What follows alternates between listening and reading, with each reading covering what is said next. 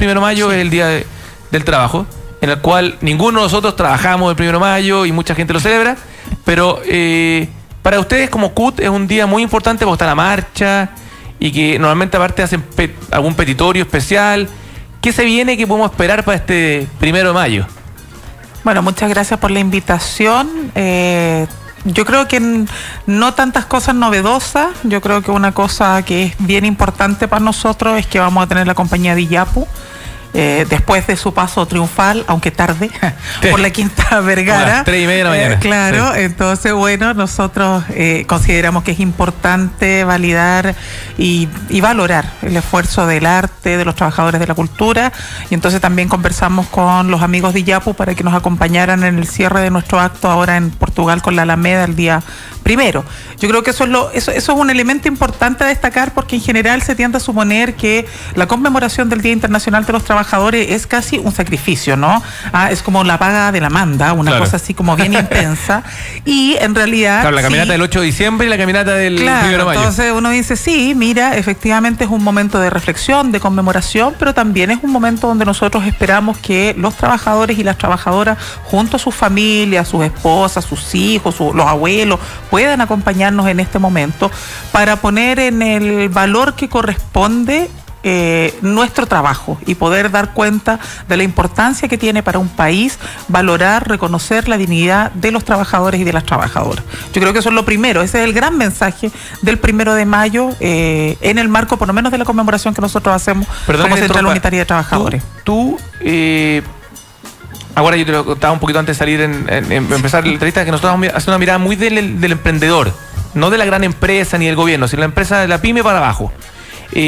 ¿Tú consideras que no se reconoce ni dignifica al empleado en Chile?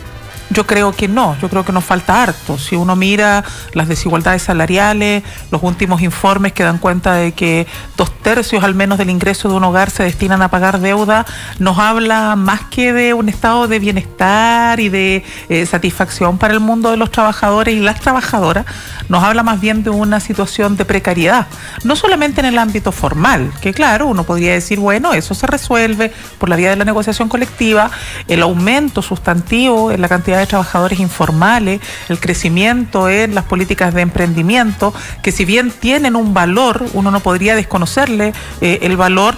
Lo cierto es que dan cuenta de un trabajador que no tiene protección, que no tiene seguridad social, que no tiene previsión, que no tiene salud, y que por lo tanto todos esos gastos, todo esa atención de seguridad social no se asume por parte del Estado, sino que tiene que asumirse por cuenta propia. Y eso es una situación que uno podría decir da cuenta, al menos para nosotros, ¿no?, de que no hay una política desde el Estado, no es un problema de los gobiernos, ¿no?, sino que de los Estados, de tener una valoración en el lugar que corresponde del rol que desarrollan los trabajadores y las trabajadoras, ya sea a través del ejercicio de su fuerza física, su entrega y su disposición a través del esfuerzo físico, como también la disposición a innovar y la capacidad intelectual de los trabajadores. O sea, esto no es solamente a la fuerza bruta, esto también es la capacidad de generar inversión, de generar negocios, de generar creativamente inversiones, y todo eso pareciera ser que, si bien es reconocido, no necesariamente tiene una valoración, porque si no sería protegido, si no todo empleo sería reconocido en el marco de la seguridad social, y yo tengo la impresión de que ahí todavía tenemos grandes déficits, y probablemente los desafíos que todavía nos quedan en Chile, no solamente acá, por cierto, pero para hablarlo en el ámbito local, es precisamente poner en ese nivel de relevancia el rol que juegan los trabajadores. Si tú te fijas, en general tiende a... yo no digo que esto tenga una condición per se, ¿no?, que haya algo subterfugio ahí, un prejuicio, pero tiende a hacerse en general mayor valoración de los empresarios, del capital, como un elemento fundamental para el desarrollo de los países. Y pocas veces se pone el acento en el valor del trabajo y de los trabajadores y de las trabajadoras. No solamente en el reconocimiento, que puede ser, ¿no?, que digan, no, mire, saludamos a todos los trabajadores y trabajadoras este 1 de mayo. No, sino que ¿dónde están las políticas? Bien parecido al presidente. ¿Dónde están las políticas efectivas detrás de esto? Y lo que uno ve es que hay pocas. Cada vez que hemos tratado de pelear por más derechos colectivos, somos estigmatizados, somos caricaturizados. Esta lógica de que ustedes quieren organización y sindicatos para la flojera. Cuando uno desarrolla esfuerzos individuales, por ejemplo, en el caso de las mujeres, cuando tú tratas de desarrollar un emprendimiento, cuando eres parte de iniciativas como el Capital Semilla u otro, sí hay una valoración, hay un reconocimiento, pero tampoco es una cosa sustantiva. Ahí es clave también todas las reformas que se quieren hacer en materia del control financiero que tienen los esposos, del patrimonio de las mujeres. Pero son cuestiones que en general como que no tienden a mirarse con relevancia. Cuando tú dices, mira, crece la tasa de informalidad, lo que te dicen es, sí, mira, tenemos que hacernos cargo de los trabajadores informales y pasarlos a la formalidad. Pero para que eso lo hagamos, alguien tiene que ceder derechos colectivos. ¿Por qué? ¿Por qué se pone en esa balanza? Entonces, pareciera ser que ahí hay un debate, al menos a nuestro juicio, que no está bien resuelto, en nuestro país al menos. Sin duda, de hecho, ayer hablábamos con Alejandra Mustakis, presidenta de la Asociación Chilena de Emprendedores, ¿no es cierto? Que según el Ministerio de Economía, el 70% del empleo lo da la pequeña y mediana empresa en Chile. La pequeña y mediana empresa, y según el Ministerio de Trabajo, el 50%. Pero digamos que entre el 50 y el 70% no lo dan las grandes empresas ni el gobierno, sino lo dan las pymes o los emprendimientos en general. Y muchos de esos son empleos muy chiquititos o de empresas muy chicas, ¿no es cierto? Bastante informales. Muchas de ellas familiares. Muchas de ellas familiares. Y ahí la pregunta uno podría hacerse, mira, si yo y hago un negocio con mi señora, por ejemplo, ¿ya? Y los dos decidimos en que no queremos tener, no sé, pagar la ISAPRE de ambos, sino pagar una, o AFP, o no sé, algunas cosas de protección social. Porque es una decisión familiar, porque a la larga la puedo ahorrar o pagarla para que otro me la guarde para que cuando pase algo, no sé qué cosa. ¿No podría ser que en las empresas más chicas, con menor facturación de un tanto monto o algo por el estilo, flexibilizar algunas cosas? Porque a lo mejor efectivamente, yo siempre de acá un poco de espectador de esta polémica, ¿no es cierto? Como que uno dicen estos son los buenos y estos son los malos, y los otros dicen estos son los buenos y estos son los malos. Me refiero que no sé, el gran empresariado dice que los sindicatos son los malos, y los sindicatos de repente muchas veces dicen que los gran empresariados son los malos. Y yo creo que acá, en una economía colaborativa, como está muy de moda hoy día, acá no hay buenos y malos. Los grandes empresarios necesitan los colaboradores, que me gusta mucho más la palabra colaborador que empleado. Y los empleados, por usar la misma palabra, necesitan alguien que invente a lo mejor las empresas, qué sé yo. ¿No podríamos flexibilizar, por un lado, la parte un poquito mejor de empresas más chicas y, por otro lado, tratar de ser una cuestión más colaborativa y no más de buenos y malos? Yo tengo la impresión de que más bien esas caricaturas que se han hecho respecto a la relación entre el mundo de los trabajadores, el mundo sindical y el empresariado, responden a estándares que no están dentro del ámbito laboral. O sea, nosotros nos reunimos con la CPC, a todo el mundo le pareció súper sorprendente, para nosotros es algo normal. No, digamos, no nos parece que haya ahí nada tan sorpresivo, extraño, ni tan extraño, ni tan de otro planeta, extraterrestre. No, es normal, porque en una empresa conviven sindicatos y convive con la contraparte empleadora, empresario, empleador. Por lo tanto, no es una cosa tan descabellada. Lo mismo ocurre en el caso de las pymes, En el caso de las pymes también, y de hecho nosotros tenemos una reunión pendiente con la CONAPYME, así como tuvimos una con la CPC, también queremos tener una con el mundo de la pequeña y mediana empresa. Más bien yo diría que todo eso ha sido parte de un debate que no está radicado en el mundo del trabajo. Nosotros hemos tenido diferencias con el empresariado, y eso es legítimo. Eso es tremendamente legítimo y eso uno lo puede discutir. Así como también ha habido otras cosas en las que coincidimos.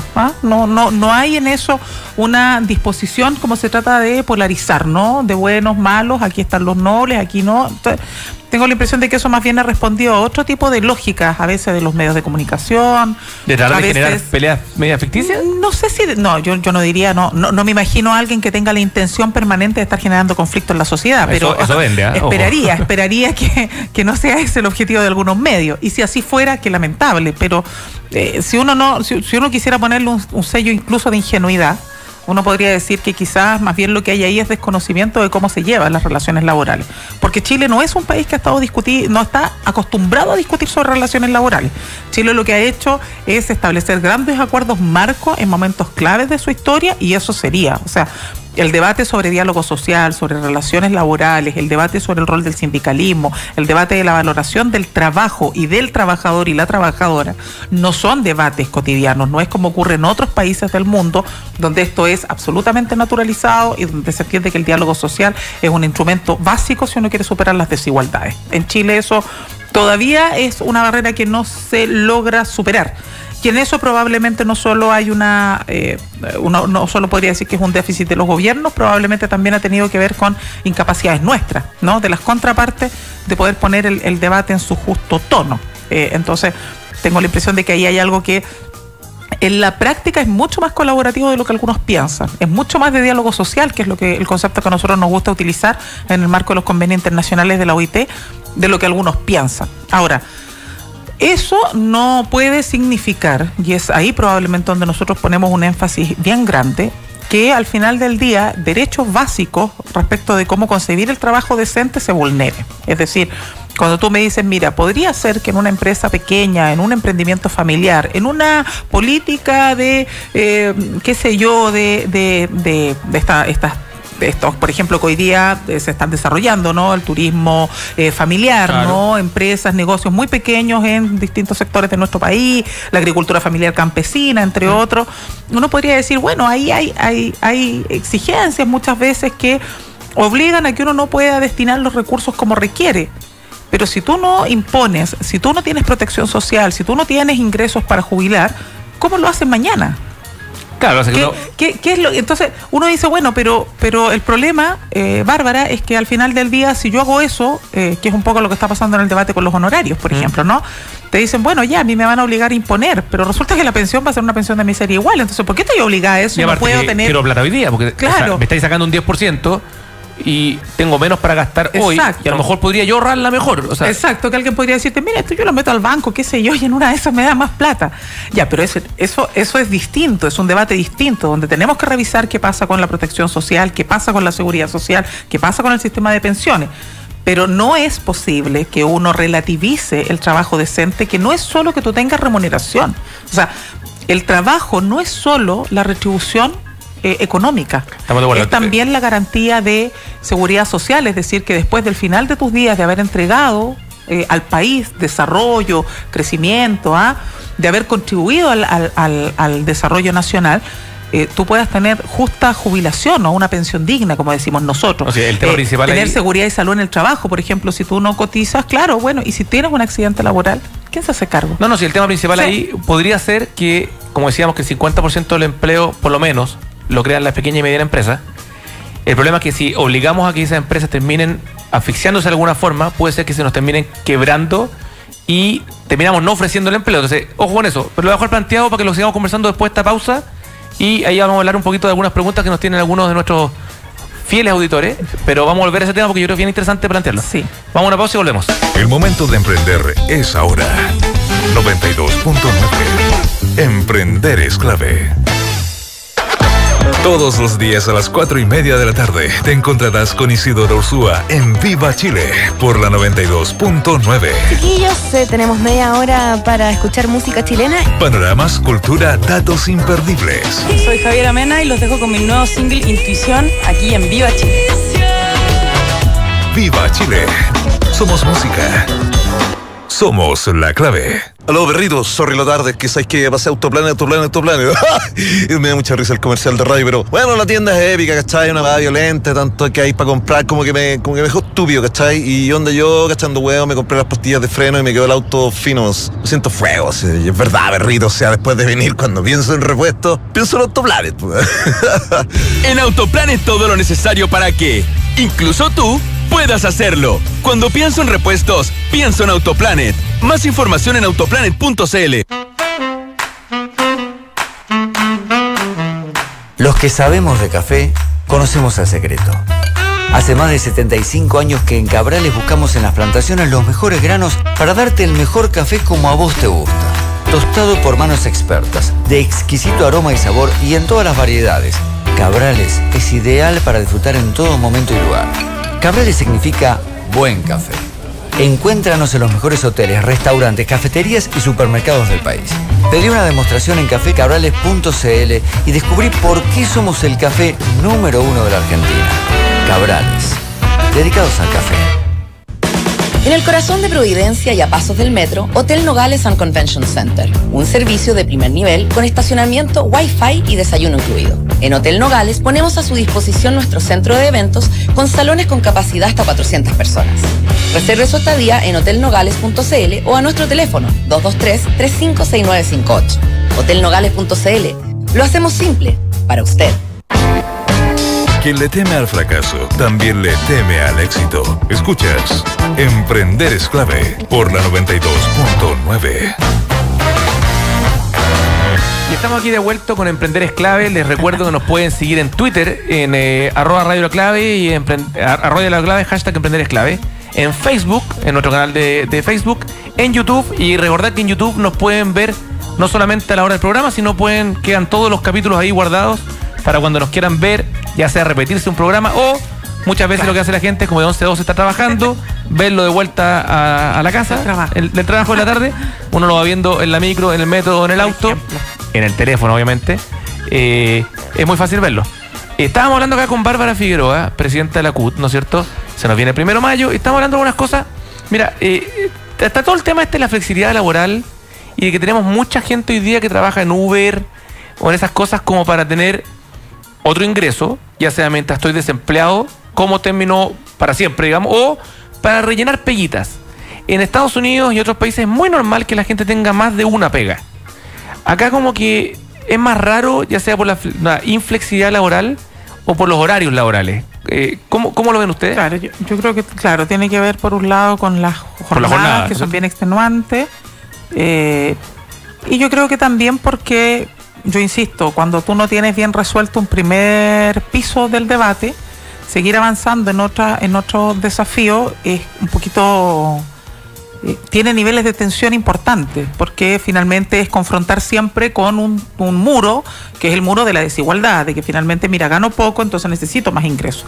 Por ejemplo, el debate sobre jornada laboral, que a propósito del proyecto que presentó la diputada Camila Vallejo, se ha instalado igual más, está ahí dando vueltas esto de las 40 horas.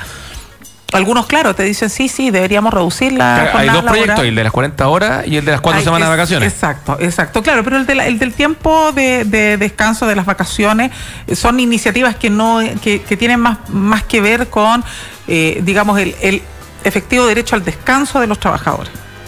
En el caso de las 40 horas, que uno podría decir, bueno, es lo mismo, hay algunos que también dicen, bueno, pero si se reduce la jornada, perfecto, porque así entonces ese trabajador va a tener posibilidad de tener una doble jornada, ¿no?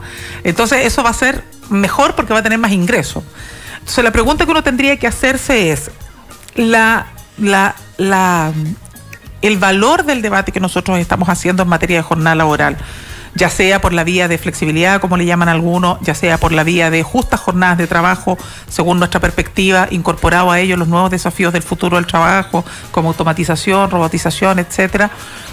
El desafío ahí es cómo ganas tiempo para poder trabajar más y por lo tanto hacer un ingreso decente, o el debate sigue siendo ¿por qué con un ingreso no te alcanza para vivir? Porque la pregunta para mí es esa en primer lugar. O sea, ¿por qué yo tengo que pensar en jornadas más cortas para que el trabajador pueda trabajar más? ¿Es porque el costo de vida es muy alto en Chile? ¿Es porque los salarios están muy por debajo respecto de ese costo de vida? ¿Es porque en realidad hay una exigencia y un estándar de vida que está muy por sobre lo que el ingreso promedio permite asegurar? Que lamentablemente yo creo que es una suma de todos los factores. Entonces, yo tiendo a siempre a mirar este debate desde ahí. Entonces, por eso siempre digo, esto, cuando uno habla de materias del mundo del trabajo, cuando uno reivindica derechos laborales, cuando uno reivindica el derecho a organización, que por lo demás, si no existiera, no tendríamos ni siquiera una jornada de 8 horas, ¿no? O sea, ni siquiera nos hubiésemos desafiado a un mínimo. Lo que uno está diciendo detrás de eso es de qué manera tú logras darle dignidad a la labor que desarrollas. ¿Eso significa que todos tenemos que ganar lo mismo? No. ¿Eso significa que debemos mantener las abismantes brechas salariales? No. Y probablemente es ahí donde hay un debate inconcluso, porque cuando a mí me dicen, mira, la gran necesidad, lo conversábamos recién, la gran necesidad de las pymes es más flexibilidad para que entonces no sentirse agobiada, yo digo, no, el gran problema de las pymes es acceder efectivamente a créditos con tasas de interés racionales. Sí. Es poder efectivamente cobrar a 30 días. Garantizar que los pagos van a llegar, y no solo como se hizo hoy día, que vas a tener la garantía de la factura, porque con eso no es suficiente, ¿no? No, si lo hemos dicho muchas veces, la orden de compra te la puedo sacar tarde, mal y nunca. Exacto, entonces, ese tipo de cosas son las que agobian a una pyme. Si tú conversas con un pequeño empresario y algunos sectores de las medianas, y tú le preguntas si ellos estarían disponibles a pagar más, tú lo que ves es que ellos te dicen sí, y si tú revisas, de hecho, no son los que pagan los salarios más bajos, no es la pyme la que paga los salarios más bajos, eso tú lo ves en las empresas más grandes y sobre todo en sectores tercerizados, lo que llamamos en Chile el subcontrato, es ahí donde se ve la mayor precariedad, ¿no? ¿Con qué se comparan ustedes cuando ven otros países? Porque, no sé, nosotros somos re buenos para compararlo con la OCDE, con con lo otro. Sí. No sé, ustedes en cuanto a CUT, por ejemplo, ¿con quiénes se relacionan? ¿Con quiénes se comparan? Porque, por ejemplo, yo te podría decir Estados Unidos, que uno en ciertas cosas tiene cosas muy buenas y en cosas tiene cosas muy malas. En Estados Unidos las leyes laborales prácticamente no existen. O sea, de hecho, no sé si sabes tú, es por estado, ni siquiera es por país, o sea, el país. Y por ejemplo, la mayoría de los estados no tiene mínimas vacaciones. La negocia cada empleado. No tienes el seguro o la ISAPRE o lo que te deducen, lo tienes que negociar en tu contrato. Y excepto las grandes empresas que tienen sindicatos grandes, American Airlines, que lo tienen per se, porque el sindicato, las empresas chicas... Porque existen sindicatos, porque si no hubiera sindicatos no habían garantías. Pero por ley en Estados Unidos no hay vacaciones. La mayoría de la gente entra con una semana porque el empleador es buena onda. Entonces, claro, a lo mejor no nos podemos comparar con Estados Unidos. ¿Con qué nos comparamos? ¿Con qué país podría tener alguna cercanía con Chile en ese sentido? Mira, yo tiendo a ser, no soy muy amiga de las comparaciones, porque uno también podría, por ejemplo, decir, mira, si no, miremos el caso de países anglosajones, miremos la realidad europea y nos vamos a encontrar con que hay muchas más garantías de derechos y qué sé yo. Yo tiendo a suponer que ahí más bien con quien uno debiera compararse es con el estándar mínimo nacional. O sea, si tú miras en términos de ingreso, nosotros efectivamente dentro de los propios países de la OCDE no somos de los países que uno diría tienen los ingresos promedios menores. Tampoco somos de los que estamos en la primera línea de la escala. Indudablemente. Eso significa que entonces, ¿cómo hacemos el tránsito para arriba o para abajo? En realidad ahí yo tiendo a pensar más bien qué es lo que debiera ser lo mínimo establecido para nuestro país. ¿Un salario debiera permitirle a una familia salir de la línea de la pobreza? Yo tengo la impresión de que sí. ¿Eso es posible con 276.000 pesos, que es el salario mínimo actual? No. ¿Cuánto nos falta para llegar a eso? Estamos hablando de casi 100.000 pesos, ¿no? Más o menos, un poquito, sí, más o menos, son 380 y un poquito más, un ingreso que te permita a ti superar la línea de la pobreza. ¿Eso lo podemos llegar a hacer de aquí a mañana? La próxima negociación de salario mínimo, decir, no, mire, ya, reajustemos en 100.000 pesos el salario. No. ¿Cuánta gente gana el salario mínimo? Hoy día en Chile estás hablando de por lo menos un 20% más o menos de los trabajadores y las trabajadoras. Un 20% gana el trabajo mínimo. El salario mínimo. El salario mínimo. Ahora, tú tienes trabajadores en el comercio que reciben salario mínimo más bonos. Ya. Entonces, pero que es mentiroso. Por eso, es mentiroso. Ahí estamos haciendo un poquito de trampa, ¿no? Y pueden ganar 3 millones de pesos con... En estricto rigor, tú podrías decir que lo que ya es más o menos consensuado, es que tú dices, mire, el 50% de los trabajadores en Chile gana menos de 370.000 pesos. No estamos hablando de... algunos hablan de 300.000, otros hablan de 310.000 pesos, ¿no? Andan que el 50% de los trabajadores gana 300.000 pesos. Y si tú miráis, el 70% no llega a ganar 350.000 pesos, algunos dicen. Entonces, cuando uno tiene esa realidad de salario, porque por eso te digo, porque uno dice, no, pero ¿quiénes ganan el salario mínimo en Chile? ¿Quiénes lo ganan? Son pocos, ¿no? Sí, son pocos. Pero yo no estaba preguntando en forma despectiva, ni mucho menos. Porque claro, porque uno entra en el debate y uno dice, no, mira, pues si son pocos, son muchos, en realidad son medio mentirosas las cifras, porque ese es el salario base y sobre eso se establecen gratificaciones, bonificaciones, cumplimientos de meta, y entonces por esa vía, claro, aumenta el salario, y eso hace una falsa ilusión respecto del ingreso. Hay un montón de trabajadores, además, que a los que se les cotiza por el salario mínimo no recibiéndolo. Sí, una vieja práctica. Por ejemplo, en el caso de las trabajadoras de casa particular, que es algo que se da mucho. Entonces, a uno le podría dar para mucho si mira el espectro de datos.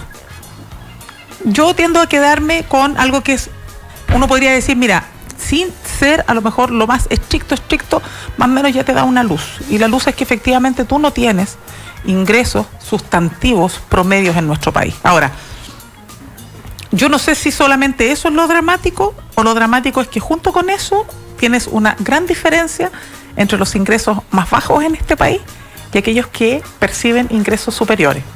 Altos ejecutivos, ¿no? Planas medias de las empresas, que tienen salarios... Programadores radiales. Más de 100 veces mayor que lo que puede percibir como ingreso promedio un trabajador en Chile. Entonces tú decís, mira, esto cuando uno dice, mira, en un país que no es capaz de darle una justa valoración al trabajo y que por la vía de mecanismos abusivos busca bajarle el valor a las funciones, que es por ejemplo lo que pasa con los migrantes. ¿Qué es lo que te ocurre con el trabajo migrante? El trabajo migrante no solamente es el hecho de que un extranjero ocupe una plaza nacional, es también el abuso, por ejemplo, en el ámbito agrícola, de que algo que en una jornada o en temporada tenía un valor de 30, hoy día, desarrollado por migrantes, tiene un valor de 10. Es decir, desvalora la función. Eso tiene una contrapartida. Tiene la contrapartida de que muchas veces el migrante está dispuesto efectivamente a trabajar por menos, con más ganas y con mejor cara. Entonces, porque por a lo mejor esta es una frase media típica, pero la necesidad tiene cara de hereje, ¿no es cierto? Entonces, muchas veces llega el migrante, y así como muchos de nosotros somos descendientes de gente que inmigró a este país hace muchos años, de repente estaban dispuestos a hacer labores menos bonitas, no sé, como típico dicen que los inmigrantes en Estados Unidos son los que limpian los baños, ¿no es cierto? Y están dispuestos a hacer con mucho mejor cara, con mucho más esfuerzo, porque están llegando con una mano por delante y una mano por detrás. Entonces, tiene una doble mirada también eso. O sea, de hecho, efectivamente hay un debate hoy día en Chile todavía respecto de si efectivamente lo que tú tienes es que la incorporación de la mano de obra migrante está ocupando plazas nacionales o está cubriendo aquella que la mano nacional está dejando de ocupar. Ese es un debate que todavía está abierto. Pero independientemente de eso, ¿es justo que todo un trabajador por ser migrante le pagues menos de lo que correspondía? O sea, si ese mismo trabajo que está desarrollando el migrante, antes tú lo pagabas a 30, y hoy día lo pagas a 10, y es la misma función, y estás obteniendo las mismas ganancias en época de cosecha gracias a la rapidez con que se trabaja, ¿es justo que ese trabajo ahora valga menos? No. ¿Es un problema del migrante? No. No es un problema del migrante, ¿te cachai? Es un problema nuestro. Tampoco es solo y exclusivamente el empleador, porque si no caemos en esta caricatura. No, son todos abusadores, malos, echémoslo. Ese es el tema. Sino que tiene que ver con estos mínimos estándares. A mí me llama mucho la atención una noticia de estos días en el Parque Arauco.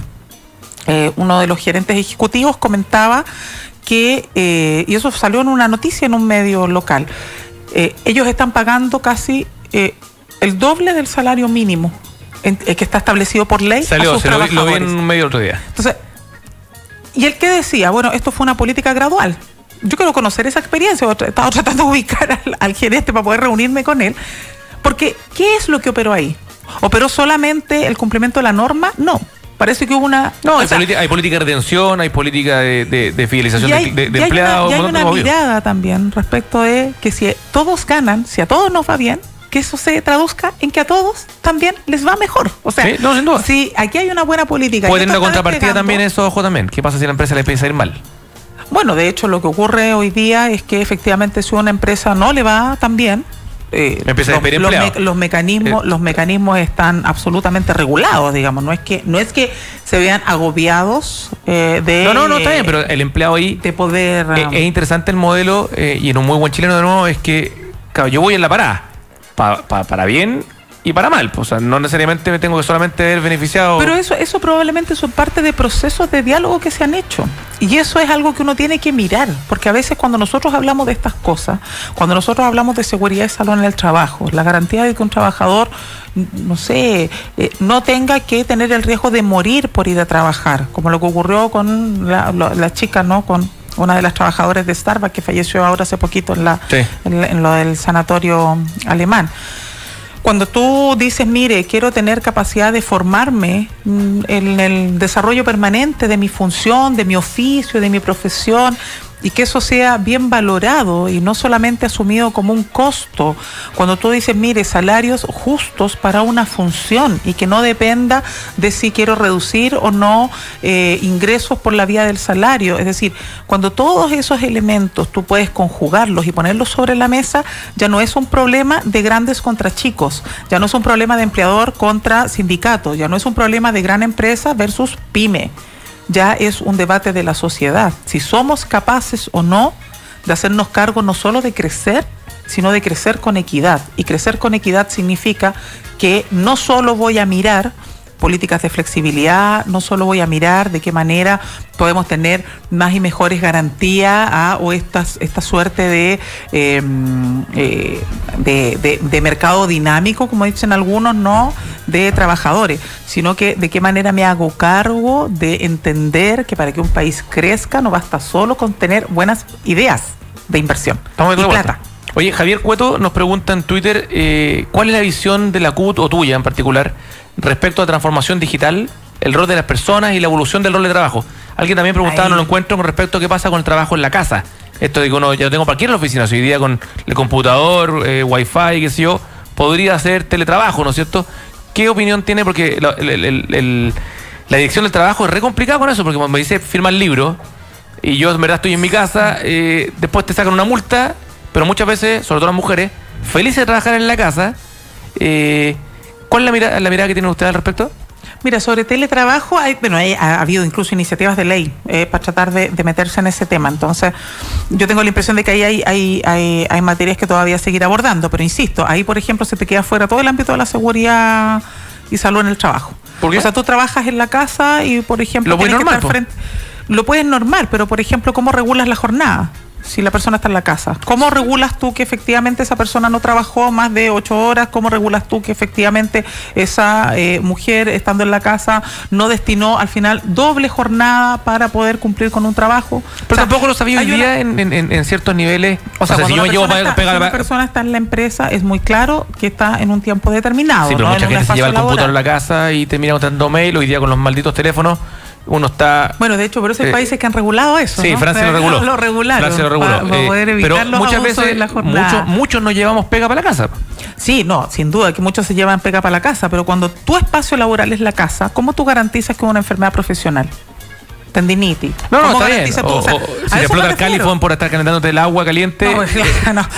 Uno podría decir sí, pero... ¿Es laboral o no laboral? No sé, toda una polémica mundial al respecto. Pero ese tipo de situaciones te entregan un trabajo desprotegido. Eso es un trabajo desprotegido. ¿Asegura ingresos? Sí. ¿Asegura comodidad? Sí. Pero eso es todo lo que uno concibe como trabajo. No, pero la pregunta ahí es, esa es la no hay una oferta-demanda al respecto en el sentido, si yo como trabajador estoy dispuesto, pero yo como trabajador estoy dispuesto a trabajar en mi casa, yo regularé el tiempo, no sé, de alguna forma, pero ¿por qué la ley me lo tiene que prohibir, por ejemplo, o controlar, cuando a lo mejor empleados o colaboradores, por llamarlo de forma más bonita, están dispuestos a hacerlo? Porque alguien tiene que tener la capacidad de regular que no haya abuso. Eso no necesariamente lo vas a decidir tú, ante ti. Pero yo te podría decir que a lo mejor me estás abusando por obligarme a ir a trabajar en un lugar cuando yo podría trabajar en la oficina, en mi casa. Claro, uno podría decir, no, mira, yo no quiero que me obliguen a trabajar, pero si tú no quieres tener mala calidad de vida a futuro, alguien tiene que regular eso. Esa es la pega ingrata que nos toca a algunos. No, regulémoslo, pero no lo prohibamos, a eso voy yo. Es que yo tengo la impresión de que nadie en estricto rigor lo prohíbe. De hecho, tú hoy día tenías un montón de mujeres trabajando para grandes empresas, poniendo cierre y haciendo basta. Y eso es trabajo en domicilio. Y eso figura como trabajadora, o sea, eso no figura ni siquiera como trabajadora. Si las van a encuestar, ellas son amas de casa. Pero está mal, porque eso está ahí fuera de...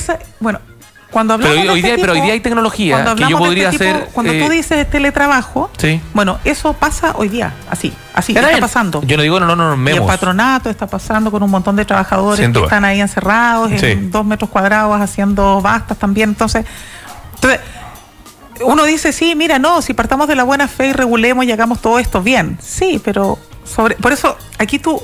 Y a propósito de lo que preguntaban, que es un tema súper apasionante además, en el que nosotros nos estamos metiendo bien fuerte. Cuando te hablas de los nuevos desafíos en el mundo del trabajo, tú tienes que hacerte cargo de eso, pero también de la deuda de arrastre. Yo no puedo ponerme a hablar hoy día solamente del futuro del trabajo y de qué va a pasar con la automatización y la digitalización, pese a que es lo que converso prácticamente todos los días con las organizaciones sindicales con las que me reúno.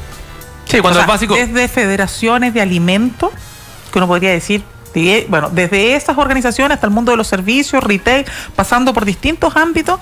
Un tema que ellos te plantean con mucha fuerza es cómo enfrentamos los nuevos desafíos del mundo del trabajo, automatización, digitalización, inteligencia artificial, cómo nos metemos en este debate.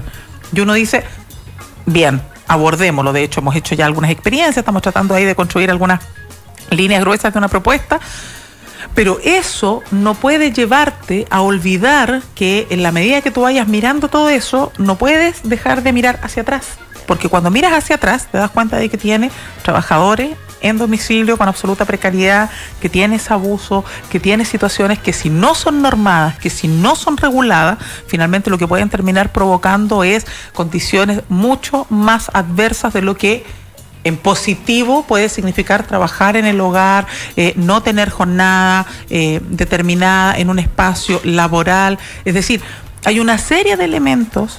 Y ahí tiene valor la organización sindical, digamos, por eso existe. Claro. Por eso para poder lograr tener regulaciones básicas de jornada laboral y otro, eso ha tenido que ser sobre la base de organización de más de uno, de la solidaridad organizada para poder regular. Entonces, si eso no lo aborda la autoridad, ¿quién tiene el deber de hacerlo? Tienen que hacerlo las organizaciones sindicales. No, sin duda, el tema es que, y Singularity University lo dice mucho, en que hoy día por la velocidad que están pasando las cosas, hacer leyes y normar va a ir siempre detrás de la pelota. Sí, eso es un riesgo. Uber y qué sé yo, nos pilló y sacar la ley ahora, cuando saquemos la ley, va a haber una cuestión nueva, entonces estamos claramente corriendo detrás de la pelota. Sí. No, y eso es algo que, y yo eso efectivamente lo asumo. Siempre va a ser más difícil ir al ritmo de cómo están avanzando las cosas cuando tú tratas de hacerlo con diálogo. ¿Cuál es qué es lo que uno podría decir ahí? Bueno, entonces que también seamos capaces de hacernos cargo de esos desafíos, pero con mayor celeridad de estas deudas de arrastre. O sea, si tú todavía tienes grandes desequilibrios en ingresos entre hombres y mujeres, si tú todavía hoy día tienes una fuerza laboral femenina que no logra incorporarse en el mundo del trabajo, pese a que los propios informes de la Subsecretaría de Economía dicen que a la mayor incorporación de mujeres, por cada 100.000 mujeres se puede reactivar en un 0,08 el PIB del país, y esas cosas no pasan, no, y claro, es más difícil ponerse a la altura. Oye, nos está pidiendo el tiempo, pero no quiero dejar de preguntar lo que está pidiendo David Contreras con respecto a los posibles daños de kiosqueros o otros emprendedores en la marcha del 1 de mayo.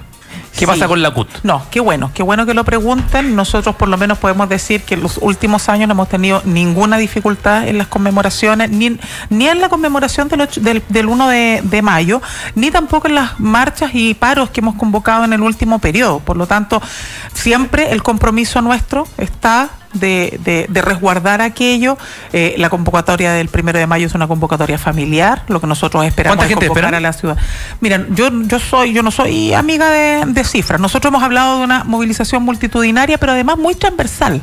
Nosotros hoy día, por ejemplo... Pero por ejemplo el año pasado, ¿qué tuvimos? No, yo no recuerdo, o sea, no te podría decir cuánta gente. Me acuerdo que hablaron en su momento de 30.000 personas, pero yo, más allá de eso, lo que a mí me interesa por sobre todas las cosas es que nosotros tengamos una jornada que sea lo más convocante, lo más amplia posible, lo más familiar posible también, y donde sea el mensaje que queremos transmitir lo que queda en el centro y no otras situaciones. Por suerte, podemos decir que los últimos años estamos impecables, digamos, tenemos la cuenta en cero, tenemos ahí la línea de crédito súper limpia, porque nos hemos portado muy bien y todos han entendido muy bien que hoy día ese es el camino. Esperamos que así sea también en esta jornada. Oye, con el cambio de gobierno, ¿cómo están las relaciones? ¿Están recién partiendo un pololeo, simplemente un ojito? ¿En qué estamos? Partimos el diálogo, ha sido un diálogo difícil, ha sido un diálogo que no logra avanzar.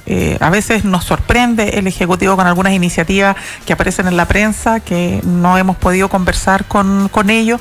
Nosotros lo que sí le hemos dicho a la autoridad es que nosotros estamos súper llanos a hacer todos los debates, por ejemplo, sobre el futuro del trabajo, poder observar los nuevos fenómenos. Estamos nosotros súper llanos a eso, pero también le hemos dicho al Ejecutivo que eso depende de que no estemos mirando mirando permanentemente hacia atrás. Si hoy día el debate del Ejecutivo es, mire, pensemos en los desafíos del futuro del trabajo, pensemos en formación, en capacitación, políticas de reconversión, no podemos estar a cada rato mirando para atrás y diciendo, no, mira, ¿sabéis qué? No tengamos derecho a huelga, o sabe que más, no tengamos sindicatos. O sea, si estamos en esa ambivalencia va a ser muy difícil. Nosotros, y yo así lo he dicho ante la ciudadanía, nosotros asumimos un compromiso y nosotros tenemos una gran responsabilidad como Central Unitaria de Trabajadores, y es que nosotros logramos avanzar en instrumentos que nos permitan mejor negociar, que le den fortaleza a la organización sindical, pero eso no es solo un echarse a la mochila. Esto es también responsabilidad con la ciudadanía, responsabilidad con Chile, porque si logramos avanzar en esto, hoy día nosotros tenemos el deber moral, ya ni siquiera un problema, es un deber moral de estar a la altura de los desafíos del mundo del trabajo que tenemos. Oye, que la última enfrentar. pregunta, antes que nos pille el tiempo, Acento nos pregunta, ¿cuánto afecta que seas militante comunista en negociar por los trabajadores hoy día con un gobierno? Hoy día me preguntaron lo mismo, estuve en el San Ignacio del Bosque, ¿sí? En un foro con los estudiantes y me preguntaron lo Porque mismo. ¿qué tan dirigida está la política hoy día de la CUT por el Partido Comunista más que por los trabajadores, digamos? Mira, yo creo que el hecho de que uno tenga militancia no debería ser ninguna dificultad, y yo creo que ninguna dificultad porque el propio gobierno hoy día ha dado señales, ¿no? Se llevó como ministro de Desarrollo Social en un área súper estratégica, y al comité político, hoy día ese ministerio que encabezaba el presidente de la CPC, cuando siempre este gobierno había dicho las organizaciones tienen que ser neutras, no tienen que ser metidas en política, hoy día dio un giro en 180 grados y yo lo saludé, Yo creo que es súper saludable que seamos así de francos y de sinceros. Por lo tanto, creo que el hecho de que uno tenga militancia o no debiera ser una dificultad para el gobierno cuando hoy día asume que las organizaciones no son neutras y que pueden legítimamente tener opinión, posición y lo que lamentablemente no se condice con lo que están haciendo últimamente en el Estado, donde en el fondo han hecho toda una campaña para transformar a todos los trabajadores del Estado en operadores políticos, dicen ellos, ¿no? Y hoy día hay una persecución bien fuerte a todos aquellos que no sean de derecha, lo que a mí me parece que no responde a este otro principio con el que el gobierno se había instalado. Pero más allá de eso... Lo que ha pasado en todos los gobiernos también anteriores, lamentablemente. Sí, pero yo diría que con una salvedad, que es lo más grave de lo que está ocurriendo hoy día, que se ha dicho con todas sus letras que aquí el que no piensa como el gobierno se tiene que ir. Y eso hasta ahora tú no lo habías visto. Oye, Varón, me tienen absolutamente locos los muchachos de atrás. Entonces, yo creo que en ese sentido no debiera influir, y por lo demás la CUT no es comunista, la militante comunista soy yo, la CUT es una organización muy diversa y tenemos estructuras institucionales que son las que resuelven, yo no resuelvo, resolvemos en estructuras colectivas, por lo tanto, lo que ahí se mandata no es un mandato de un partido ni de una voluntad, es un mandato colectivo y yo espero que así también el Ejecutivo lo entienda. Hoy le quiero agradecer a nombre del programa y obviamente mis copanelistas que no me dejaron abandonar hoy día, pero ha estado muy bueno.